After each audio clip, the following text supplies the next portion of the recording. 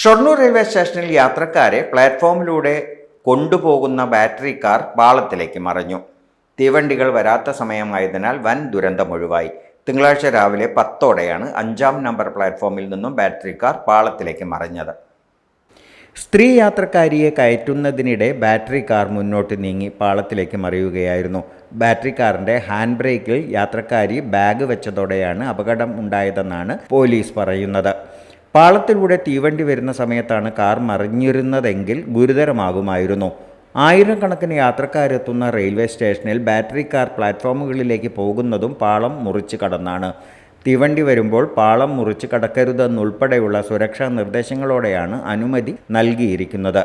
Battery car പ്ലാറ്റ്ഫോമുകളിൽ service നടത്തുന്നത് ആരംഭിച്ചെങ്കിലും പിന്നീട് സുരക്ഷാ പ്രശ്നങ്ങളുണ്ടെന്ന് കണ്ടെത്തി നിർത്തിവെക്കുകയും 2 മാസത്തിന് ശേഷം കഴിഞ്ഞ ആഴ്ചയാണ് പുനരാരംഭിച്ചത്.